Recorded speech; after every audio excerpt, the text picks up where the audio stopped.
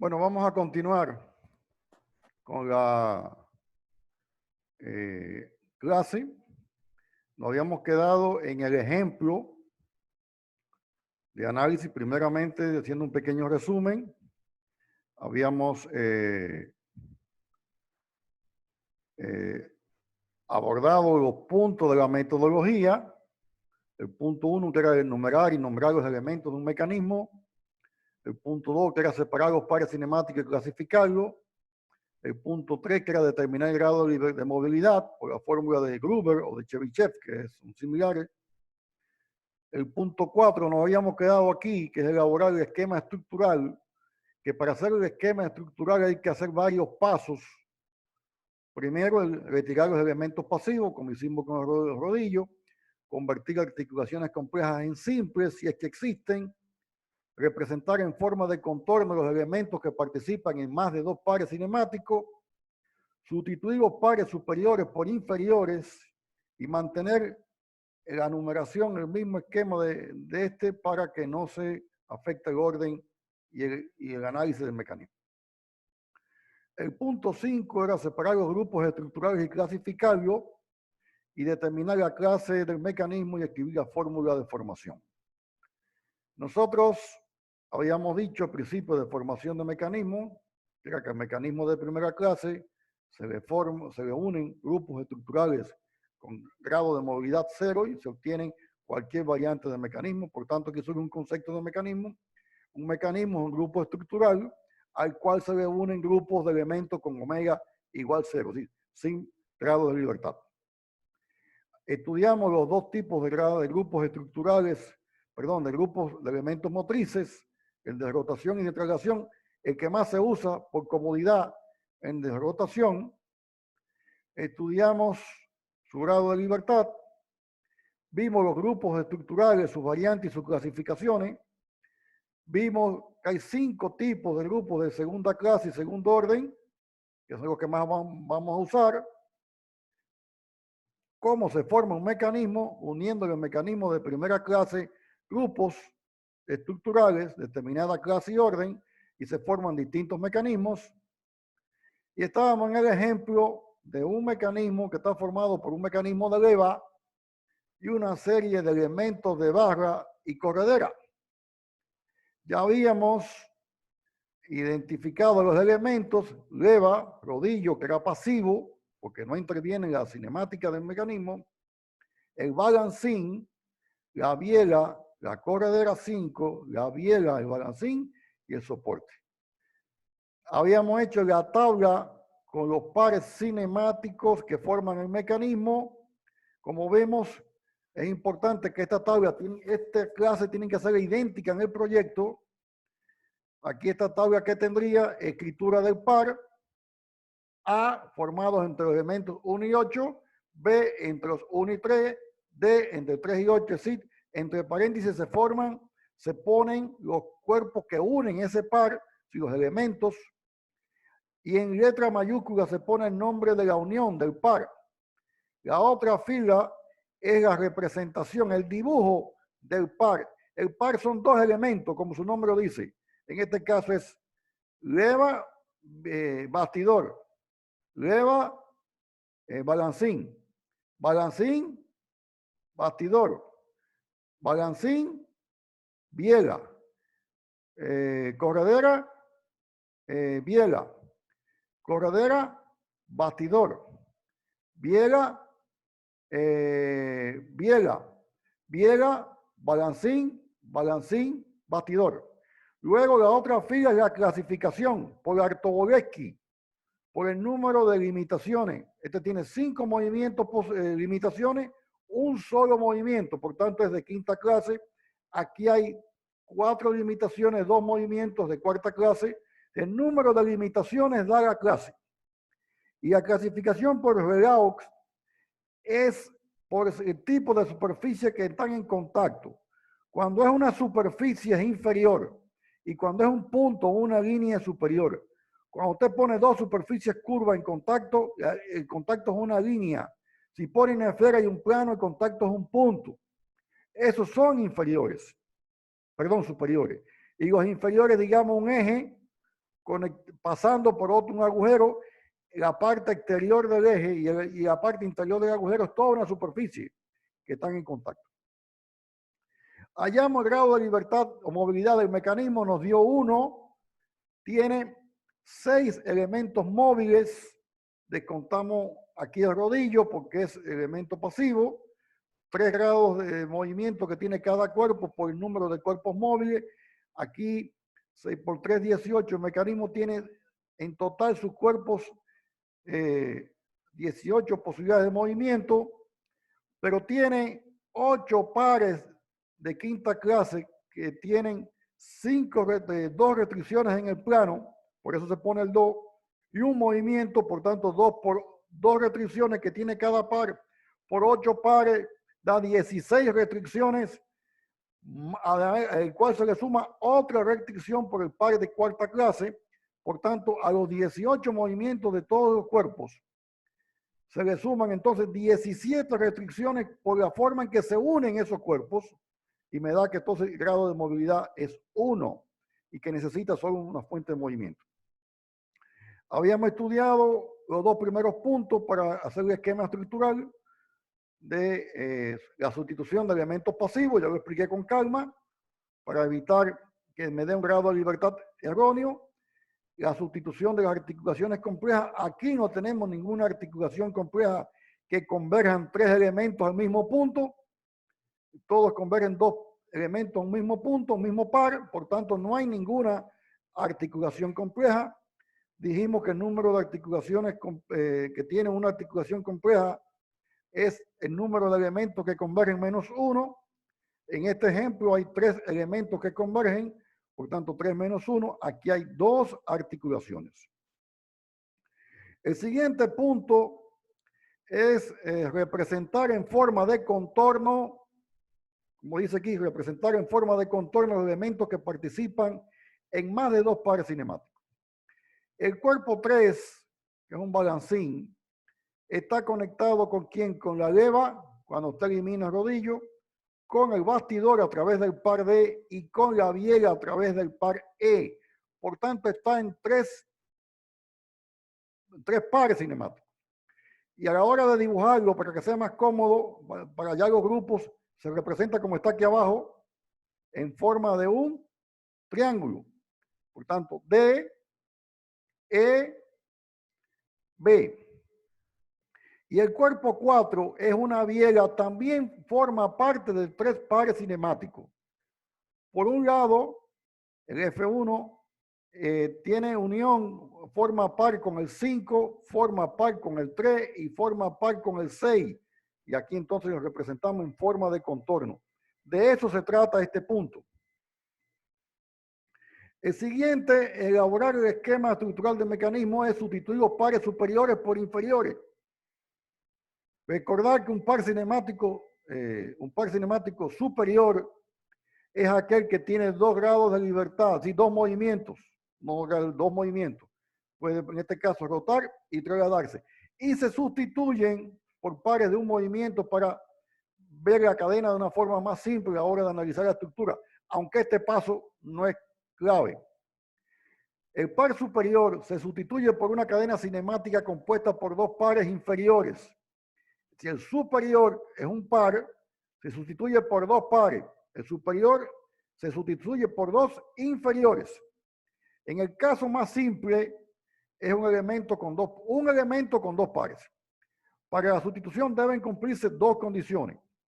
La llamada condición estructural, que dice lo siguiente, que el grado de movilidad de la cadena que se sustituye con un par superior y la sustituta con pares inferiores tienen que ser igual. No puede haber cambio de grado de libertad y no puede haber cambio de la segunda condición cinemática.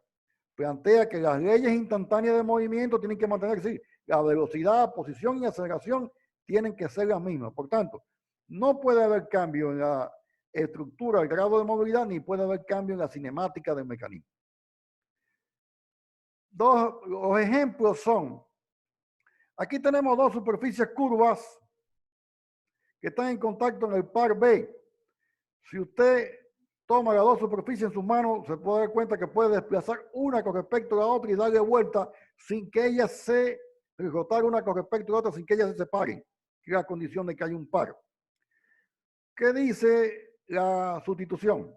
En el punto de contacto de las dos superficies, 1 y 2, se traza la normal común.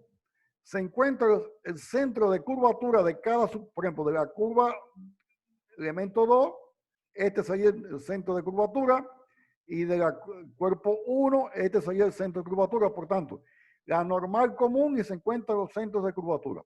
Se unen estos puntos B1, B2, que son los centros de curvatura, por un elemento ficticio llamado 1', y estos centros de curvatura se unen con los centros de rotación respectivos. Por tanto, hallo la normal común, encuentro los centros de curvatura, uno estos centros de curvatura con el centro de rotación de cada cuerpo y entre ellos los uno. ¿Y qué tengo aquí? Que este mecanismo formado por dos superficies curvas se ha convertido en esta posición y en este instante en un mecanismo de 4 articulaciones con elemento 1, el ficticio 1', el 2 y el bastidor. El omega de ambos mecanismos es lo mismo y acá abajo está calculado así. Mantiene igual el grado de movilidad y mantiene que la velocidad en este punto es la misma con el esquema de dos cuerpos que con el esquema de dos cuerpos y el ficticio 3. Otro ejemplo. Este ejemplo es el que tenemos en el mecanismo. Por ejemplo, tenemos una superficie curva al cual está conectado en el punto B una varilla. En el punto de contacto se halla la normal común. Pero ¿qué pasa? Que aquí en el punto B no hay centro de curvatura del punto B, sino que digamos que es un rodillo del punto. Por tanto, no se puede hallar un centro de curvatura. El centro de curvatura es el propio punto. Y luego entonces tendríamos el centro de curvatura de la otra superficie, de la 1. Tendríamos entonces la normal común, el centro de curvatura B1 se une con el punto A y el centro de curvatura B1 se une con el centro de curvatura del punto B2, que es el mismo, y tendríamos entonces un mecanismo de 4 articulaciones. En el ejemplo que estamos analizando, ¿qué tenemos? Un cuerpo 3, recuerden, que acaba en un rodillo y tenemos una leva. ¿Qué hacemos? El rodillo y el centro de curvatura es el mismo. El radio de curvatura aproximadamente de esta curva de la leva sería el punto B1. Se une el centro de rodillo con el punto B1 y el punto B1 con el punto A y tengo entonces un mecanismo de 4 barras, la 3, la 1' y el 1 que ya no está la leva, sino estaría este mecanismo. ¿Qué me permite esto? Después analizar la estructura del mecanismo. En otras palabras, tenemos el cuerpo 1, que era la leva, el ficticio que se usa para sustituir el par superior, es decir, esta conexión, y al final que tenemos un mecanismo que solo tiene pares cinemáticos de rotación, la A, B1, C, etc. Y ya se sustituyó el par superior. El otro punto es mantener la misma numeración, como lo vamos a ver, para que no haya cambio. Entonces, ¿cómo queda el esquema estructural del mecanismo? Ya no tenemos la leva, perdón. Tenemos el cuerpo 1. ¿Lo ven aquí? El cuerpo 1, B1A, B1C. B1A, B1B, sí, B1B, que estaba donde estaba el centro de rodillo. El cuerpo 3, que tiene 3 pares cinemáticos. El cuerpo 4, que forma parte de 3 pares cinemáticos. Acuérdense que el 3 se une al bastidor, pero el 4 no, porque es una biela. El 3 se une con elementos ficticios. Aquí en el par C, perdón, B, aquí me había equivocado, es B. El cuerpo 3 se une en el punto B con el elemento ficticio 1 y por B1 al A.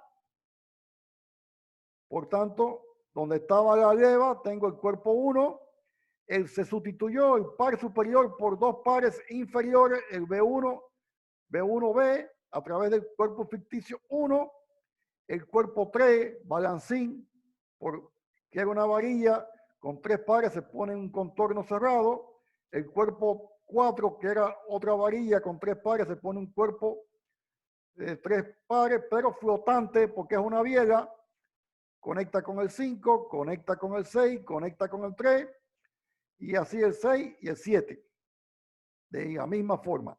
Este esquema es un esquema estructural. ¿Y qué es un esquema estructural? Es una representación sin escala, a grosso modo, que me da una idea de cómo está compuesto el mecanismo. Sin embargo, el esquema cinemático, cuando usted hace un dibujo, esquema cinemático, se hace a escala de dibujo con las dimensiones a escala y las formas reales de ese mecanismo o por símbolo de dibujo. Este podía ser, si tuviese las dimensiones, el esquema cinemático, y este que tenemos aquí, que no se parece en nada a aquel, el esquema estructural. Ahora bien, ese esquema estructural que tenemos aquí ya no tiene elementos superfluos, ya no tiene el par superior. Sustituimos los cuerpos que formaban parte de tres pares por contorno cerrado y ya estamos listos para determinar cuántos grupos forman ese mecanismo. Bueno, el mecanismo está formado, como habíamos visto, la Ley General de Formación del Mecanismo, por un grupo de primera clase y por grupos de grado de movilidad igual 0. Entonces, señores, ¿qué se hace? Se toma, digamos, cualquier cuerpo, digamos, el 1 con el 8, y yo voy a decir que el 1 y el 8 es el mecanismo de primera clase. Acuérdense cómo era el mecanismo de primera clase. Disculpen, aquí está. 1 con bastidor. Y hay que recordar también estas combinaciones. Por tanto, ¿qué voy a buscar yo?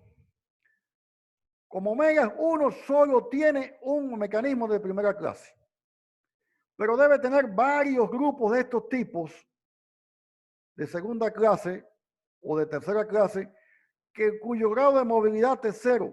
¿Y qué hacemos entonces? Venimos al esquema estructural y decimos, bueno, el 1 con el 8, que está en verde, mecanismo de primera clase. Ahora voy a buscar las combinaciones de dos cuerpos con tres pares. Dos cuerpos con tres pares, acuérdense que omega es 0. Dos cuerpos con tres pares. Miren aquí uno. El 6 con el 7, si yo lo saco del bastidor, tiene 1, 2, 3. Si yo marco aquí, se puede marcar 6 con 7. Vamos a ver si la pizarra me permite.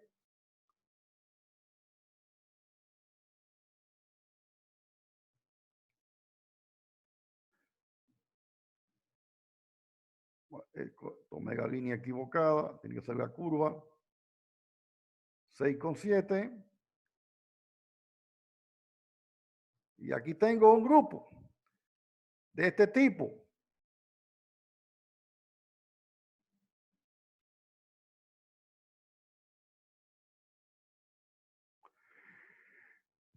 Habían otras combinaciones, ya este no está aquí, ya pertenece a este de aquí abajo.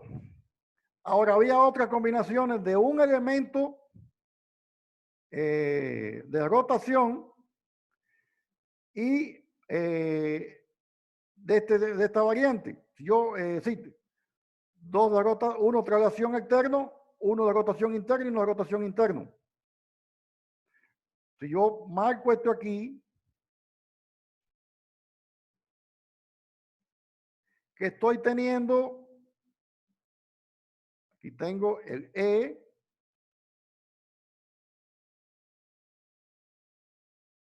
F y luego el pitón. Tengo entonces un grupo de segunda clase, segundo orden, de primer tipo, un grupo, segunda clase, segundo orden, segundo tipo. ¿Y qué me está quedando? Ya yo tenía este aquí separado como mecanismo de primera clase. ¿Qué me queda nada más? Por tanto, este mecanismo está formado por un mecanismo de primera clase 1,8 al que se une un grupo de segunda clase, segundo orden, primer tipo, formado por elemento 1', 3, un grupo al que se une un grupo de tipo segunda clase, segundo orden, segundo tipo, formado por elementos 4, 5 y el pistón, y un grupo formado por la viega 6 y el balancín 7. Y esto me da la llamada ecuación de movimiento del sistema.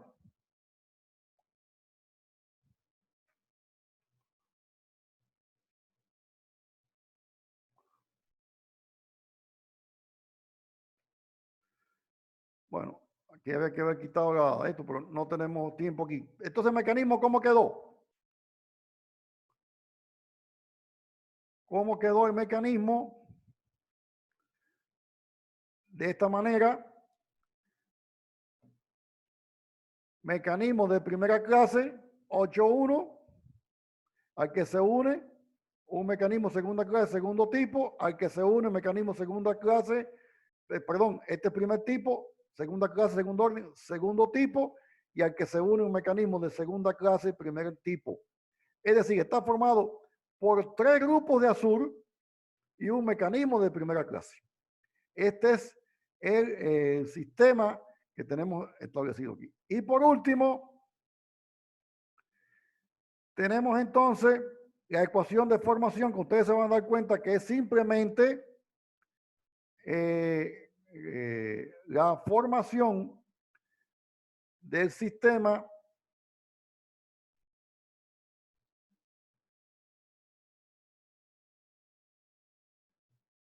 Vamos a quitar lo que tenemos para que no nos afecte.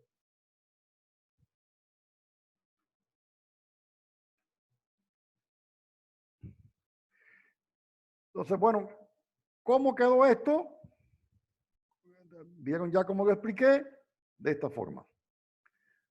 Mecanismo de primera clase, elemento motriz con el bastidor, y 3 grupos estructurales. Segunda clase, primer tipo, segunda clase, segundo tipo, segunda clase, primer tipo. ¿Y cómo se pone la ecuación de formación? Sencillo, hay 2 fórmulas. Dice, el mecanismo de segunda clase es la clasificación general del mecanismo. El mecanismo toma la clase mayor de todo lo que lo forma. ¿Cuál es la clase mayor? Segunda.